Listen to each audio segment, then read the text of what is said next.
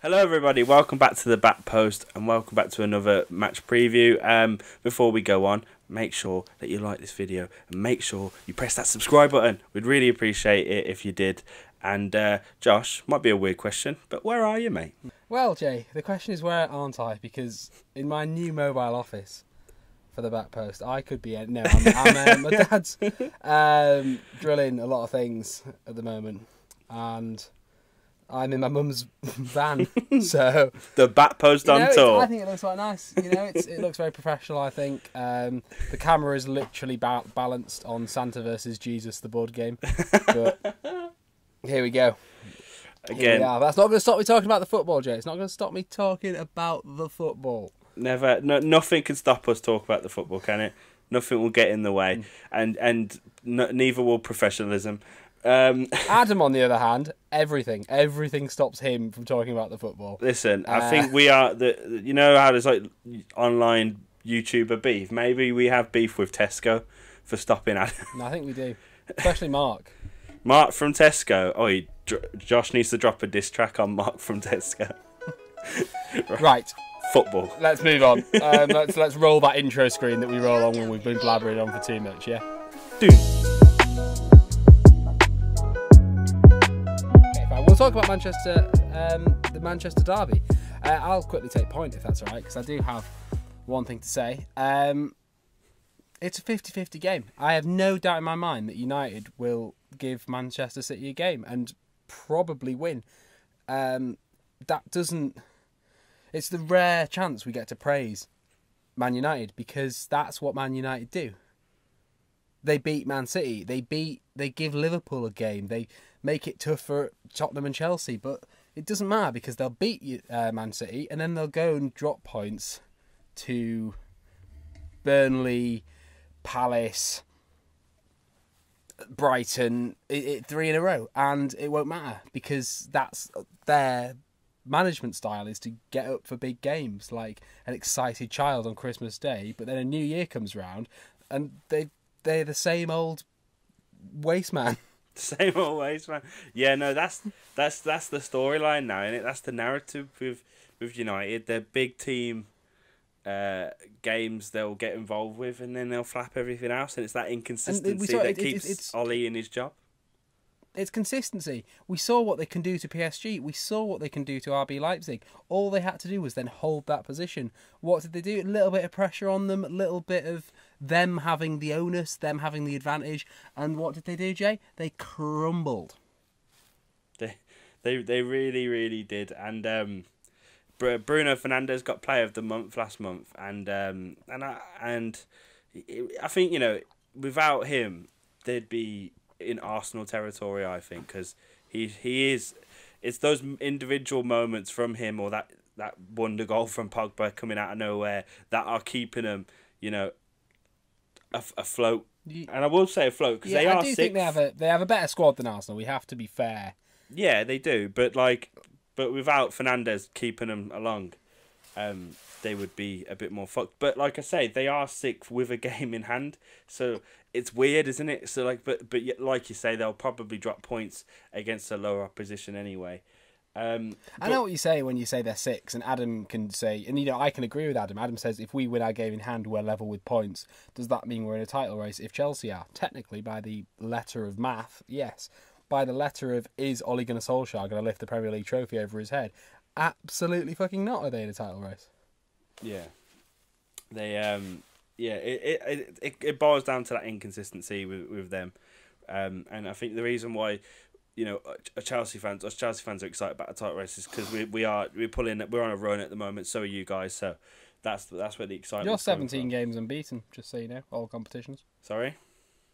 You're 17 games unbeaten, all competitions. We are. Or you are. You are. Really? How delightful. Yeah, it was since the last the Liverpool game. Delightful. How delightful. We would be very, very similar, if not more, if we hadn't just had that one weird loss to Antwerp. Oh, fucking yeah, Antwerp, man. I mean, but to be fair, I don't really mind about that. Ludogorets we drew, and that wasn't a very particularly good game. But yeah, no, I mean, let's talk about City a little bit, though, because they've been struggling this season. I think at the start of the season, we all just kind of thought they'd get back to it and get back into their title race with Liverpool, and they've kind of had a bit of a slow start, haven't they? Did you mean Krasnodar? City. No, when you said we drew. Yeah, we drew with Krasnodar. That's what I meant. I didn't You said say ludicrous. Did I say ludicrous? I think you did. Anyway, it doesn't matter. Sorry, repeat the question, we'll edit it out. City. Let's talk about City a little bit. You know, they've had a bit of a slow start to the season as well. They're sitting in 7th. They've lost a couple games, and they seem in a bit of a rut themselves. I'm saying, like, at the start of the season we thought they would come out the firing blocks, but they haven't, and it's been a bit weird. Well, yeah, I think Pep's already come out and said Aguero won't start. It is probably the most toothless City side. Like, I can't remember who said it, but I saw a journalist say that they haven't felt the loss of Leroy Sané that much because of how good Ferran Torres has been. And obviously Ferran Torres looks like a good young player, but to say that he is a fit and ready replacement for that Manchester City side is ludicrous.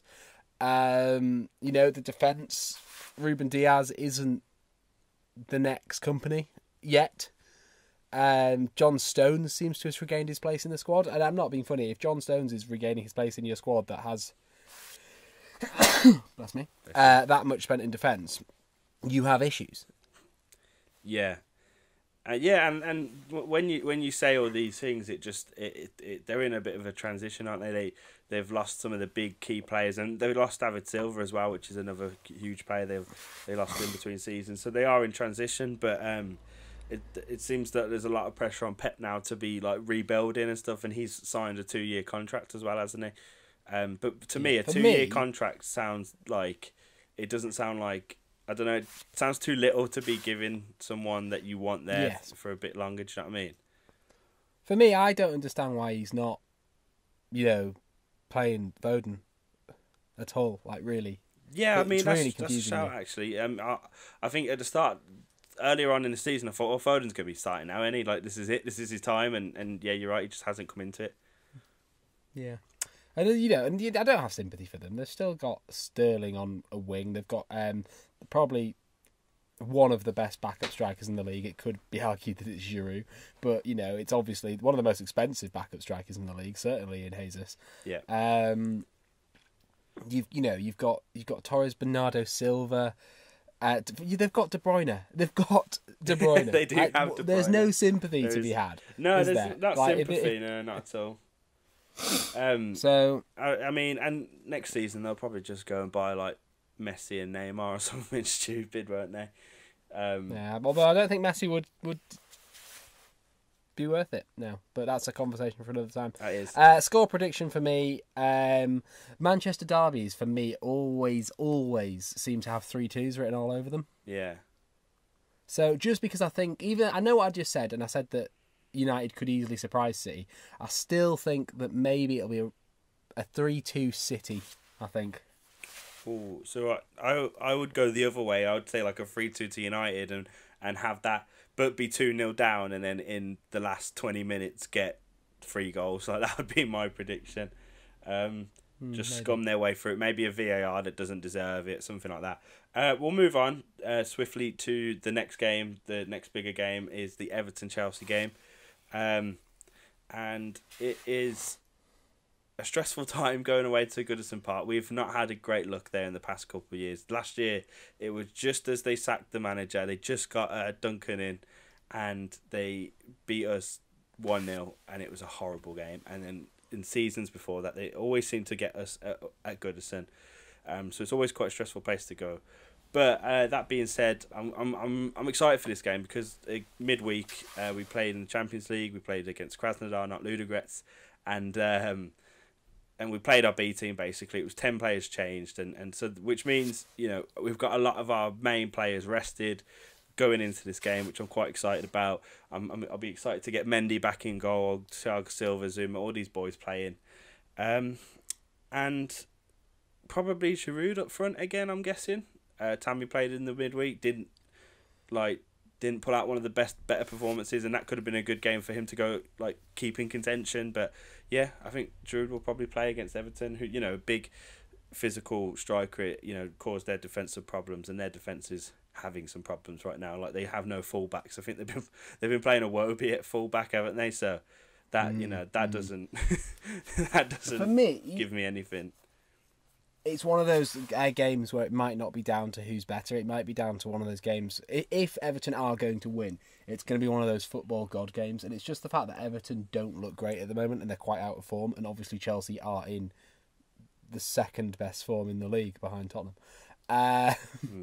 And it's just one of those ones where that's always a bad combination in football, isn't it? It just is. Yeah, and it's like, it's the mixture when of you think all the things. results. Yeah. And they're a team that can surprise. Obviously, Calvert-Lewin is one of the top scorers in the league. Richarlison, if he decides to turn up, is great. James seems to have dropped off a cliff, but, you know, if he had... You know, he probably has like 3, 4, 5 brilliant games in him left this season, and then he'll just be a passenger. But it just depends on who those 3, 4, 5 brilliant games fall on. It could be Chelsea tomorrow. Yeah, absolutely. It's one of those, like you said, it is exactly right. And then when it's one of those games that Chelsea have lost in the past as well, a couple of times on the bounce, like that, it has that aura around it. And then also you got the whole Ancelotti thing as well, and he'll be, you know, getting, you know, the players rolled up. Well, that's also a big factor, especially against Chelsea. I think. Yeah, it boils down to, again, like, obviously Chelsea have this glut of players, and I will ask you shortly about Havertz, but at the end of the day, you'd probably say Ancelotti is a more tactical manager than Frank, and can he do something? And obviously Frank, and I'm not just saying he's a bad manager, but he does have this safety net of having such quality, like to surrounding him, so it's difficult. But Ancelotti is obviously a class manager with worse players. That's not up for debate, I don't think. No, yeah, he, you know, Carlo has done so much in his fucking... Carlo? Mate, we're on Carlo? we're on first name basis, mate. Fuck are you? me, big Carlo, you know, he's got the CV that to die for, hasn't he? So yeah, no, he's brilliant.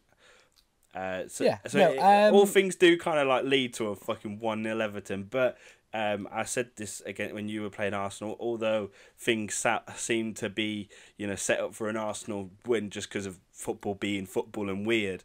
If you want to stay in the title race, you've got to win the weird games. You've got to find a way somehow. So yeah, I mean, the difference there is obviously Everton are out of form at the moment, but they're not utter dog shit.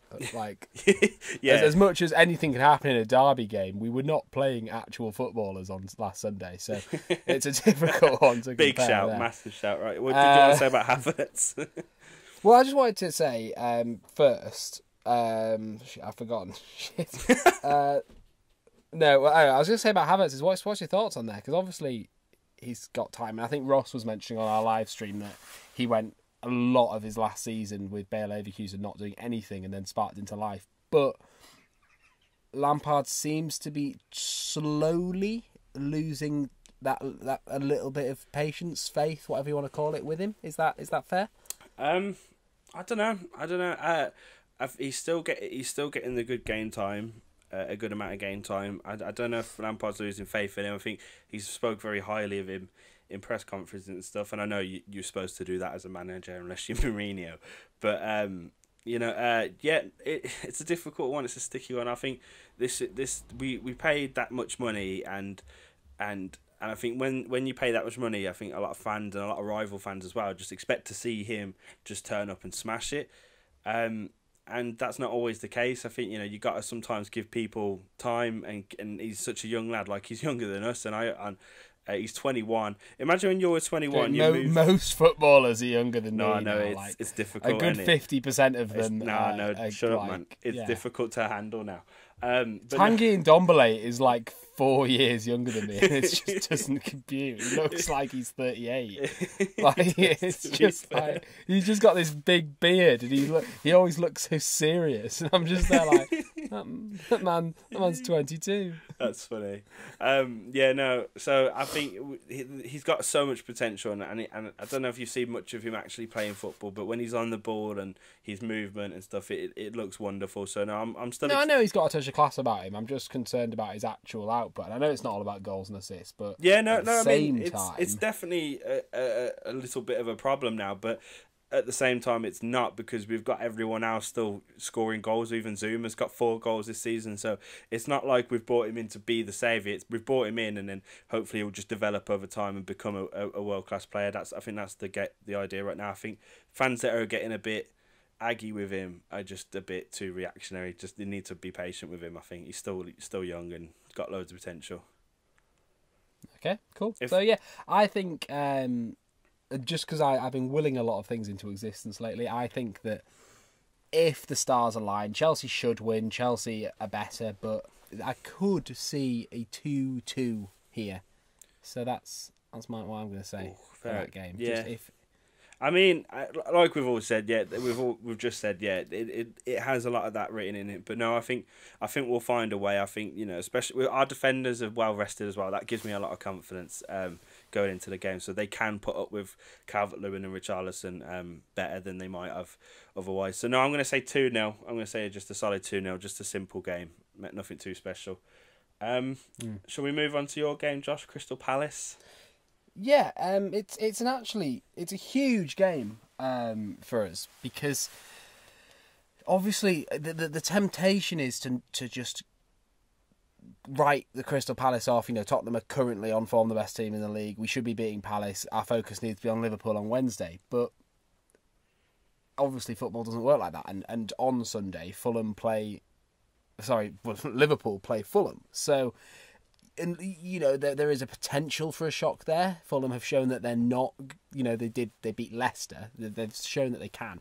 But in all likelihood, 3 points are heading back to Anfield, and Tottenham need to be. There's no point Tottenham being 3 points behind and then beating Liverpool and just going back level with them. Yeah. So we'll talk about the Liverpool game later on in the week. We're not going to talk about that now. But just it's one of those. Palace are a tricky team. You remember. In the early days of the podcast, my little joke about the fact that we just always seem to just turn up against Palace 1-0. See you later. No, there was the Martin Kelly 1-0 in the FA Cup, but in the league, like Foyth scored a goal. Victor Wanyama once got a goal in a 1-0 win. It was weird. We just kept sneaking these weird 1-0s and just being like, okay, see you later, Palace.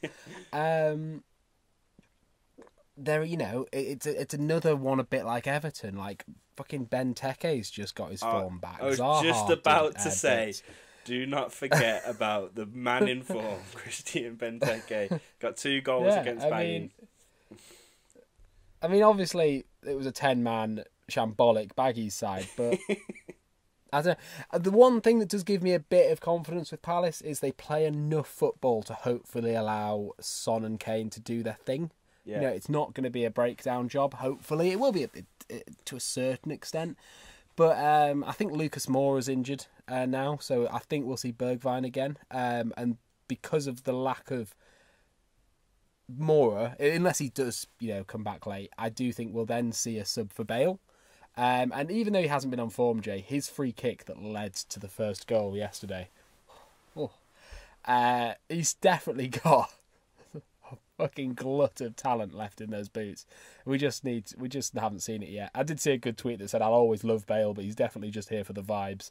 And yeah, he's. But I mean, you said it recently. Like, I'd be having a go at if it weren't for the fact that you don't need Bale. At the moment, he's just there for the good times at the moment, and you've got Kane and Son just firing on all cylinders. And let's not forget, we wouldn't be. I know it's one of those things that obviously we expect more from Gareth Bale, but we wouldn't be top of the table if it wasn't for his headed winner v Brighton. So it is just I know that's clutching at straws, but at the same time, if we won the league by 1 to 3 points, that goal would have won us the league, and I think it's important to remember that. Yeah, I mean the Stones off the line clearance one.